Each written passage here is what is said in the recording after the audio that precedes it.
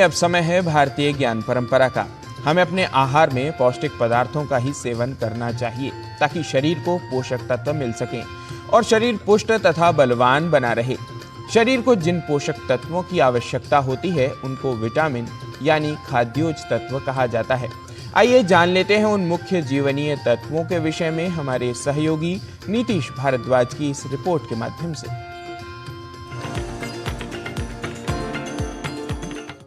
प्राणिनां पुनर्मूलमाहारो बलवर्णौ जसाम च, अर्थात बल, वर्ण, ओज आदि के लिए प्राणियों में आहार ही मूल वस्तु है।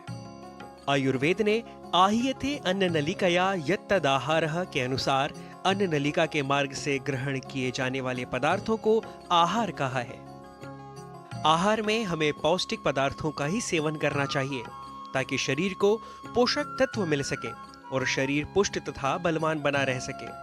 आहार में दूषित, पोषण रहित तथा शरीर का नाश करने वाले पदार्थ नहीं होने चाहिए। ऐसे पदार्थ अभक्ष्य यानी न खाने योग्य माने गए हैं। भक्ष्य पदार्थ वे ही होते हैं जो शरीर का पोषण करके स्वास्थ्य की रक्षा करते हैं और शरीर में कोई व्याधि पैदा नहीं होने देते, बल्कि रोग प्रतिरोधक शक्ति पैदा करते हैं। शरीर को जिन पोषक तत्वों की आवश्यकता होती है उनमें विटामिन यानी खाद्योज तत्वों का नाम उल्लेखनीय है।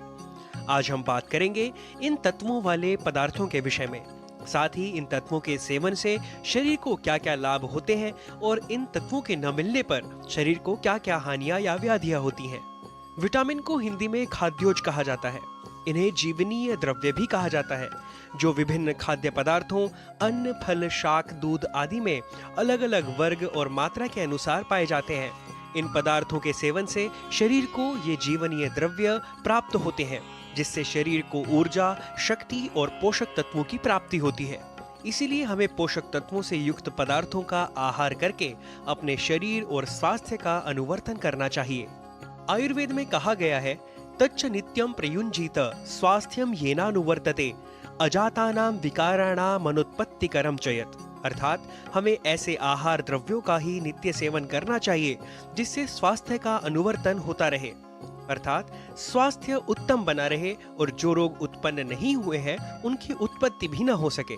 यह श्लोक स्वास्थ्य के व्यापक सिद्धांत की नींव है, जो संतुलित आहार यानी बैलेंस्ड डाइट का मूल मंत्र है। शरीर की रक्षा और वृद्धि करने में जीवनीय द्रव्य बहुत सहायक होते हैं। इन तत्वों से रहित आहार द्रव्य निर्जीव आहार होता है। वैसे तो ये द्रव्य कई प्रकार के होते हैं, पर आज उनमें से कुछ मुख्य जीवनीय द्रव्यों की हम बात कर रहे हैं। सबसे पहले बात करते हैं विटामिन ए के बारे में। विटामिन ए मूलतः हरी पत्ती वाली शाक सब्जियों, पपीता, गाजर, दूध, मक्खन, आलू, केला, छुहारा या खजूर, सोयाबीन, धनिया आदि में मुख्य रूप से पाया जाता है। नेत्र ज्योति में कमी या अंधापन न होने देना, त्वचा स्वस्थ रखना, दांत व हड्डी के लिए हितकारी, बच्चों के लिए बढ़ती उम्र में उपयोगी व आवश्यक और शरीर की रक्षा करना इस विटामिन के मुख्य गुण हैं। विटामिन बी के स्रोत की बात करें तो यह विटामिन छिलके वाली मूंग दाल, हरी शाक सब्जियों, दूध, मूंगफली, चना, सोयाबीन, घी, गेहूं, चावल, मीठे फल आदि में मुख्य रूप से पाया जाता है। इस विटामिन के मुख्य गुण मांसपेशियों को मजबूत रखना, शरीर को पुष्ट और सुडौल रखना, पाचन क्रिया ठीक रखना, शरीर में स्निग्धता और सौम्यता रखना आदि बताए गए हैं। विटामिन सी के अभाव में रक्त विकार एवं त्वचा रोग होने की संभावना होती है, अतः इसके लिए नींबू, संतरा, आंवला, पत्ता गोभी, टमाटर, अंकुरित अन्न, हरा धनिया, हरी मटर, कच्ची सब्जी का सलाद, अमरूद आदि का सेवन करना चाहिए। इसके सेवन से रक्त शुद्ध होता है, त्वचा निरोग और स्वच्छ रहती है, जख्म जल्दी भरते हैं व पाचन क्रिया ठीक रहती है। हड्डियां कमजोर होने पर, शरीर की हड्डियों व दांतों का उचित विकास न होने पर, रोग प्रतिरोधक शक्ति में कमी होने के लक्षण प्रकट हो तो विटामिन डी से युक्त खाद्य पदार्थों का सेवन करना चाहिए। सूर्य की किरणें, पालक, दूध, घी, मक्खन आदि में यह विटामिन मुख्य रूप से पाया जाता है। हृदय व मांसपेशियों के संकोचन और रक्त संचार को संतुलित रखने में भी यह अत्यंत सहायक होता है।